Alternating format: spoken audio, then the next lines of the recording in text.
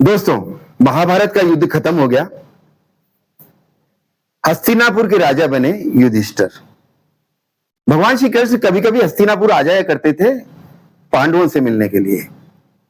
एक बार जब वो हस्तिनापुर आए तो उन्होंने पांडवों से कहा, मैं कुछ देर के लिए धृतराष्ट्र से भी मिलना चाहता हूं, क्योंकि धृतराष्ट्र अब पांडवों के साथ रहने लगे थे।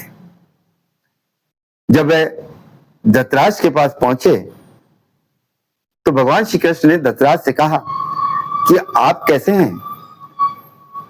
इस पर धृतराष्ट्र बोले, और सब तो बढ़िया चल रहा है, लेकिन सबसे बड़ी एक प्रॉब्लम है। कृष्ण बोले, बताओ। उन्होंने कहा, जब मैं खाना खाने बैठता हूं तो ये जो भीम है ना, ये कहता है 100 को खा गए, अभी भी तुम्हारा पेट नहीं भरा क्या। और ये बात मुझे बहुत खलती है। इस पर श्री कृष्ण बोले कि ये जो 100 है ना, ये भीम आपके पुत्रों की तरफ अंकित नहीं कर रहा है। दरअसल कहानी कुछ और है, और वो कहानी ये है कि एक समय में आप एक जगह के राजा हुआ करते थे, और आपके राज्य में एक संत आपके पास एक दिन पहुंचा और उसने आपसे आकर कहा कि महाराज, मेरे पास मेरे 100 हंस हैं और मैं तीर्थ यात्रा पर जा रहा हूं। मैं चाहता हूं कि ये हंस मेरे वापस लौटने तक आपके सानिध्य में रहे और इनका कुछ ना बिगड़े।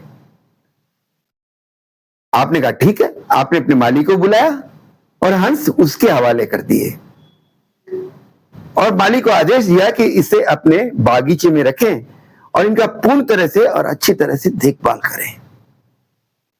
माली ये काम रेगुलर करने लगा। लेकिन एक दिन आपने अपने रसोइयों को बोला कि यार, खाना रोजाना एक जैसा बनाता है, आज कुछ नया बना खिला। आपका रसोइया माली के पास पहुंचा, माली से कहा, एक हंस दे दो भाई, राजा को कुछ नया खाना है। माली ने एक हंस रसोइये को दे दिया, उसने काटा पीटा पका लिया, आपको खिलाया, आपको मजा आ गया।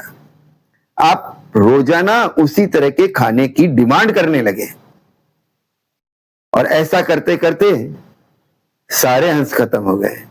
एक दिन वो संत वापस लौटा, महाराज, मैं वापस आ गया हूं, मुझे मेरे 100 हंस वापस दो। आपने माली को बुलाया, माली ने कहा रसोइया रोजाना एक एक करके ले गया। रसोइये ने कहा मैंने आपको खिला दिए। संत बड़ा व्यथित हुआ और उसने आपको श्राप दे दिया, जिस तरह मेरे पुत्र समान हंसों का तूने वध किया, उसी तरह एक बार तेरे भी 100 पुत्रों का अंत होगा।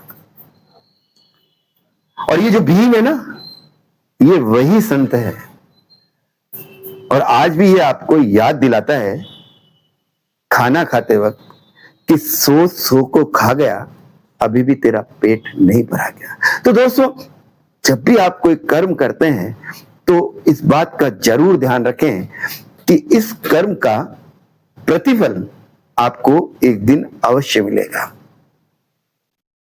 और यही सोचते हुए आप छोटे से छोटा और बड़े से बड़ा कर्म करें। मेरा नाम है अरविंद टाक। रोजाना आता हूं, रोजाना आपसे बात करता हूं, और बात करते हुए यही बात कहता हूं कि बात करते रहो यार, बात करोगे तो बात बनेगी। आज नहीं तो कल बनेगी, लेकिन बनेगी जरूर। प्रेम से बोलो, जय श्री राम।